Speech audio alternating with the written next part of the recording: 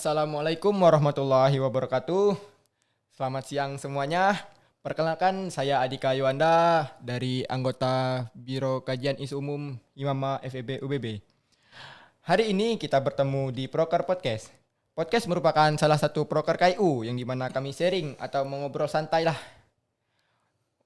Untuk hari ini kami akan sharing tentang organisasi, yaitu kurangnya minat berorganisasi pada mahasiswa FEB UBB. Di sini kami mengundang narasumber yang juga merupakan bagian dari alumni KIU dan sekarang aktif sebagai Ketua Departemen PSDM BEM FEB UBB. Mungkin langsung saja perkenalkan dirinya, Kak. Oke, baiklah. Perkenalkan, nama saya Rifki. Saya mahasiswa jurusan manajemen angkatan 21. Baik, itulah perkenalan dari narasumber kita yang sangat ganteng pada hari ini. Gimana kabarnya, Kak, hari ini? Alhamdulillah sehat. Kalau Dika sendiri gimana kabarnya? Ya, kalau hari ini karena sedang hujan ya, Kak. Tadi juga kesini menerobos demi podcast ya, teman-teman. Wajib sih. Harus effortnya itu harus lebih gitu. Ya, Kak. Mungkin langsung saja ya, Kak, kita ke pertanyaan yang akan ditanya langsung oleh saya sendiri. Kita santai-santai ya, Kak. Untuk pertama, menurut Kakak nih, apa itu organisasi? Organisasi ya Dika. Kalau untuk saya sendiri sih organisasi itu wadah ya. Wadah yang digunakan untuk mahasiswa seperti kita tuh untuk menjadi tempat berproses dan berprogres.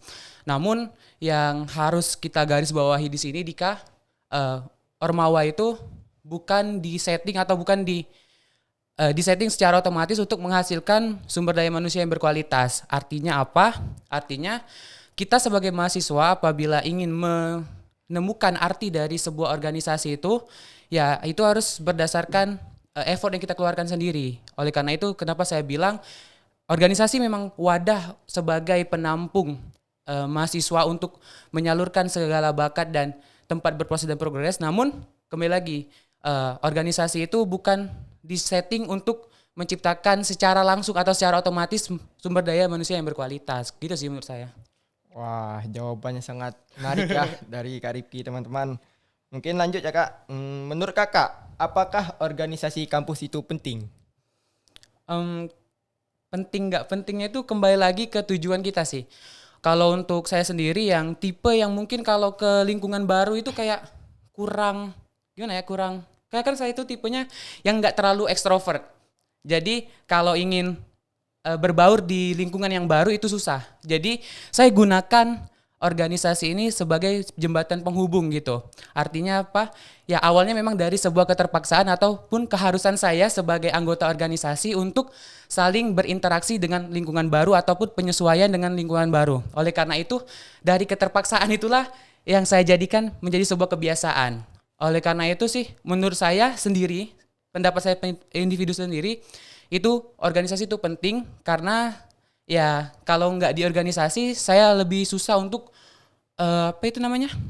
berkecimpung ataupun beradaptasi di lingkungan yang baru Dika. Namun mungkin bagi orang yang ngerasa kayak lebih penting di bidang akademik mungkin agak kurang menyukai atau kurang menganggap organisasi itu penting. Jadi menurut saya kembali lagi ke individunya masing-masing sih. Tujuan untuk masuk organisasinya itu apa? Kalau pendapat saya individu sendiri tuh seperti itu, Dika. Wah, sangat bagus sekali ya jawaban dari Kak Rifki. Nah, itu teman-teman. Kalau organisasi kampus itu kembali lagi ya penting atau tidaknya kepada diri kalian sendiri. Mungkin lanjut ya, Kak. Apa sih yang mendasari Kakak untuk masuk ke organisasi kampus? Yang mendasari ya. Yang pertama tadi tuh yang seperti yang saya sampaikan tadi, saya tuh sebenarnya tipe yang kalau di lingkungan baru itu pemalu ya, Dika. Yeah. Jadi ini merupakan suatu usaha saya untuk keluar dari comfort zone saya. Jadi keluar dari zona nyaman karena saya rasa kalau kita ingin berkembang ataupun ingin berprogres menjadi manusia yang lebih baik ataupun mahasiswa yang lebih bermanfaat, saya rasa kita itu harus perlu keluar dari yang namanya zona nyaman. Zona nyaman saya itu berada ketika saya tuh berada dalam satu lingkungan yang saya kenal semua. Itu zona nyaman saya. Tapi zona nyaman saya itu dalam ruang lingkup yang kecil. Oleh karena itu saya anggap kayak, oh ini nggak bisa karena ini ruang lingkupnya ini terlalu kecil dan sehingga relasi yang saya dapatkan juga kecil. Oleh karena itu saya ingin keluar dari zona nyaman, saya ingin menambah ataupun memperluas relasi saya. Karena yang seperti kita ketahui juga relasi itu sangat penting apalagi kita setelah mahasiswa ini untuk mendapatkan informasi mengenai pekerjaan ataupun semacamnya itu perlu yang namanya jaringan ataupun relasi. Itu sih yang mendasari saya kenapa ingin join di organisasi gitu. Keren banget ya Kak Rifki ini. Mungkin lanjut ya Kak. Apa sih yang menyebabkan kurangnya minat mahasiswa dalam berorganisasi, khususnya pada mahasiswa FEB? Kurangnya minat organisasi. Iya Kak. Saya sih sempat ya nanya ke beberapa teman saya yang istilahnya kalau bahasa yang sering disebut itu kayak kupu-kupu, mahasiswa kupu-kupu yang kayak kuliah pulang. Kayak saya juga penasaran sih kenapa sih orang itu bisa nggak minat ke organisasi. Ada beberapa teman yang saya tanya kenapa mereka tuh sampai nggak minat. Itu ada beberapa hal sih yang mendasari ya Dika. Yang pertama itu kayak kita ini kan sebagai produk yang dihasilkan oleh sebuah ormawa. Iya. Nah, jadi yang mereka lihat output dari ormawa itu ya kita sebagai produknya. Nah, kebanyakan mahasiswa yang kupu-kupu ini kita sebut itu melihat kebanyakan anak ormawa itu kayak nggak ada benefit yang mereka dapetin selama berorganisasi. Itu yang pertama. Kemudian yang kedua, banyak sekali dapat doktrin-doktrin dari pihak luar kayak bilang bahwa ormawa itu nggak terlalu bermanfaat. Ormawa itu nggak penting. Yang penting itu mungkin kayak magang ataupun freelance dan sebagainya. Yang ketiga mungkin berasal dari mungkin alamiah ya dari manusia itu sendiri mager Dika. Mager Ya, ataupun nggak mau fokus kuliah aja gitu. Tapi yang paling besar itu kemungkinan di mager sih. Karena takut kayak nggak bisa bagi waktu antara perkuliahan dan dunia ormawa gitu. Yang selanjutnya sih yang tadi tuh yang saya bilang ada yang ingin fokus ke akademisnya, jadi ingin kayak fokus ke bidang perkuliahannya aja, jadi nggak mau diganggu gugat gitu. Yang selanjutnya kayak kalau yang saya lihat ya, terutama di fakultas kita sendiri, Fakultas Ekonomi dan Bisnis itu branding dari setiap ormawanya itu kayak kurang. Jadi kayak nggak ada yang bisa membuat mahasiswa itu tertarik masuk ke organisasi yang ada di ormawa KMFEB tentunya. Jadi tujuan kita goals kita ataupun PR kita sebagai ormawa KMFEB ini ya meningkatkan branding karena branding itu sangat penting sih menurut saya Dika. Kalau dari Dika sendiri kira-kira gimana Dika? Kalau dari saya sendiri, mungkin jawabannya sudah diwakilkan oleh Kak Rifki semua ya teman-teman. Waduh. Mungkin tadi karena banyaknya mahasiswa yang lebih berfokus lah kepada akademis dan juga banyak mahasiswa yang mengira bahwa masuk organisasi itu nggak ada benefitnya ya Kak, Iya, nggak ada benar. feedback yang didapat. Mungkin itu sih jawaban dari saya. Soalnya kan ini kan Biro KIU. Jadi Ya. kan kayak kurang lebihnya itu Biro KIU pasti mengamati fenomena yang kurangnya ketertarikan antar mahasiswa ini ke ormawa. Apalagi kita kekurangan SDM cowoknya. Kebanyakan ya dari beberapa ormawa yang saya amati saat mereka melakukan open recruitment itu sangat kekurangan sumber daya manusia cowoknya. Jadi itu sih yang menjadi PR kita, gimana cara menggait para kaum Adam, kaum cowok ini untuk mau bergabung di ormawa tentunya. Bener sih Kak. Mungkin untuk OR Himama tahun depan boleh lah ya. Di Yang cowok boleh gabung ya. dicontoh jawaban ke Rifki tadi. Mungkin lanjut ya Kak. Boleh. Menurut Kakak nih, bagaimana sih organisasi yang baik atau mewadahi secara kekeluargaan? Organisasi yang baik menurut saya Himama 2023. Enggak, canda. Organisasi yang baik menurut saya itu organisasi yang antar kepala ataupun leadernya sama anggotanya itu saling terbuka, transparan, dan juga saling support tentunya. Karena kayak organisasi dengan lingkungan yang toksik gitu sangat nggak baik gitu Dika. Jadi perlunya transparansi antara kepala atau leadernya dengan anggota gitu. Kayak ada beberapa, saya pernah ikut organisasi yang lingkungannya lumayan toksik. Jadi itu kayak bikin nggak nyaman. Dan alhamdulillahnya saya juga pernah ketemu dengan organisasi yang saya anggap kayak lingkungan itu saling support, terus adanya transparansi antara leader dan itu, jadi adanya sifat keterbukaan ini membuat kita sebagai anggota itu juga merasa dihargai ataupun dianggap di organisasi itu. Itu sih menjadi poin penting yang harus kita tanamkan ataupun kita perhatikan.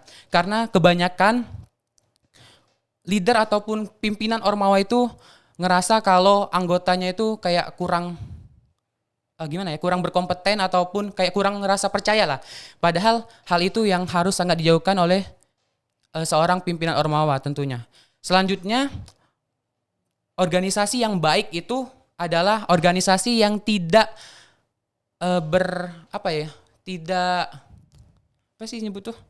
organisasi yang tidak berpaku pada satu orang aja. Jadi nggak cuma satu orang aja yang diandalin. Misalnya Dika nih dari Himama ada kegiatan apa, Dika terus yang dipakai gitu. Nah itu kayak dikurang-kurangin lah karena itu nggak bagus. Karena dari hal itu membuat anggota yang lain ngerasa kayak apakah saya nggak layak gitu di organisasi ini sehingga Dika terus yang dipakai nih. Nah itu kan harus dihindari gitu Dika. Bagus sekali ya untuk jawabannya Kak Rifki ini. Kalau Himama gimana Dika? Apakah termasuk organisasi yang baik gitu? Kalau Himama sih sangat baik ya teman-teman. Ya mampu bekerja sama tim lah, tidak mengandalkan satu orang. Karena kita juga satu keluarga. Masa dalam satu keluarga itu cuma sendiri yang bekerja. Benar. Itu sih yang paling dihindari. Kayak kalau istilah orang sini tuh jangan makan tulang kawan.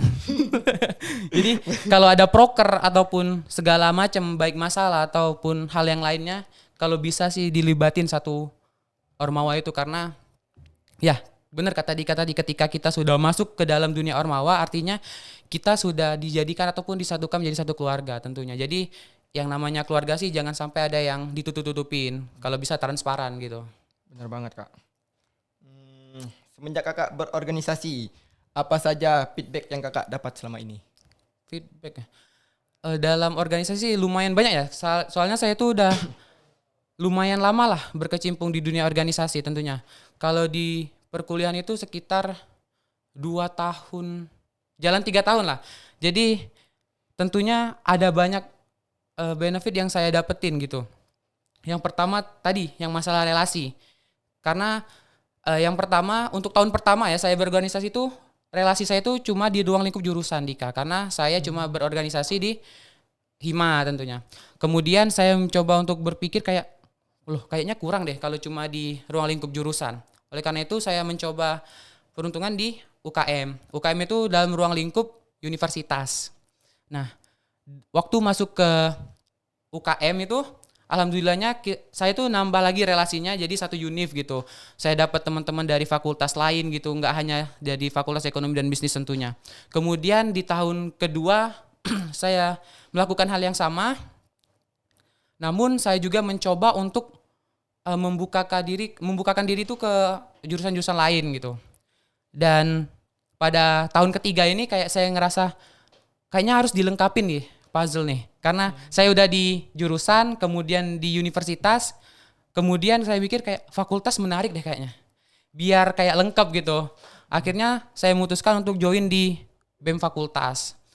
Kemudian benefit yang saya dapetin lagi, saya itu sebenarnya tipe orang yang kalau bicara depan kamera-kamera gini sebenarnya malu gitu. Kalau dulunya kan. Tapi semenjak gabung di Hima kemudian di biro ya, saya juga tergabung di biro kayu dulu. Banyak proker yang mewajibkan kami tuh kayak mengharuskan proker itu tampil di depan kamera. Jadi dari hal itulah membuat saya tuh jadi lebih terbiasa gitu. Selanjutnya ada beberapa tanggung jawab yang saya pegang itu mengharuskan saya sering berbicara di depan orang banyak. Sehingga itu bisa ngeboost percaya diri gitu. Yang selanjutnya itu benefit ya. Kayaknya yang paling saya rasakan itu dari segi relasi dan kepercayaan diri ataupun dari segi public speaking gitu sih Dika. Kalau mengenai takut ngomong di depan kamera, Dika juga takut sebenarnya Bang. Tapi itulah namanya proses ya Bang. Ya benar. Dan juga mungkin pertanyaan terakhir lah ini Bang. Udah sampai terakhir aja nih ya. Mempersingkat waktu karena sekarang juga sudah jam istirahat ya. Mungkin pertanyaan terakhirnya pesan dan kesan dari Abang lah untuk adik-adik angkatan 2024 yang mau berkecimpung dalam organisasi khususnya Ormawa FEB UBB. Waduh, berat ya. Mungkin pesan untuk adik-adik kita lah ya, Ya. sebut. Adik-adik kita angkatan 2024 yang mungkin sekarang belum join kan? Belum kan Ya, nih. masih menunggu pengumuman. Ya, betul. Mungkin menurut saya tuh kalau bisa etikanya dijaga lah. Karena ya bukannya mau menunjukkan sikap senioritas ataupun junioritas Dika, tapi ya memang faktanya seperti itu. Karena senior kita atau cutting kita tuh sebagai pintu pembuka kita. Karena yang bakal ngewawancara terus menilai, yang bakal melihat kamu itu kira-kira layak atau enggak sih masuk ke Ormawa yang sedang mereka jalani itu kan ya kembali lagi ke cutting. Jadi menurut saya nggak apa-apa lah dikit-dikit nunjukin sifat penjilatnya hanya untuk menjadi modal kita tuh untuk masuk. Karena ketika kita udah menunjukkan sikap atau etika yang buruk nih Dika, mungkin kebanyakan cutting juga kayak ngerasa etika aja udah buruk, ngapain saya mau terima di organisasi kan. Nah itu kan udah jadi penghalang kita. Kita yang awalnya mungkin punya potensi atau punya tujuan dalam sebuah organisasi, namun ketika kita di pintu awal aja udah nggak masuk, jadi gimana cara kita mau mengembangkan itu kan. Nah saran saya sih itu, jagalah etika. Ya paling berapa sih, cuma berapa bulan gitu. Setelah masuk ya kembali lagi gitu ke teman-temannya. Kalau mau bersikap gimana pun kan yang penting udah masuk dulu nih tujuan kita kan. Iya, Kak. Dan selanjutnya mungkin jangan pernah beranggapan kalau kita tuh nggak pernah organisasi di SMA, terus takut untuk daftar di organisasi yang ada di kampus. Karena yang harus teman-teman ketahui itu organisasi yang ada di SMA dan organisasi yang ada di kampus itu berbeda sih menurut saya sendiri Dika. Jadi jangan takut lah, kayak walaupun belum punya basic atau segala macam, coba aja dulu. Karena banyak kok teman saya yang di SMA itu nggak aktif di organisasi. Namun ketika udah masuk dalam sebuah organisasi malah sekarang dia jauh lebih hebat gitu. Jadi itu sih, jangan takut mencoba aja gitu. Oke. Baik. Sangat bagus dan luar biasa sekali ya jawaban-jawaban dari Kak Rifki, teman-teman. Nah, mungkin untuk adik-adik angkatan 2024 yang ingin berkecimpung dalam organisasi, ikutlah organisasi menurut diri kalian sendiri. Jangan ikut-ikutan sama teman. Percaya dengan kualitas kalian, terima hal yang positif dan buanglah perkataan yang negatif dari orang lain. Mungkin sekian nih Kak dari podcast kita pada siang hari ini. Dan terima kasih sekali untuk Kak Rifki Sama-sama Dika, yang sudah bersedia menjadi narasumber lah dari kami. Saya juga mau ngucapin terima kasih lah untuk KIU 2024 dan Himama yang udah undang saya. Ya walaupun saya juga bingung ya kenapa saya diundang, karena saya juga dibilang udah expert di bidang organisasi juga ya, belum bisa dibilang gitu, tapi ya makasih lah udah diundang kan. Bisa kapan lagi kan bisa podcast di ruangan UBB seperti ini kan, kalau bukan dikasih kesempatannya dari KIU ataupun dari Himama. Oke. Mungkin sekian podcast dari kami teman-teman. Saya Iri. Wassalamualaikum warahmatullahi wabarakatuh. Waalaikumsalam.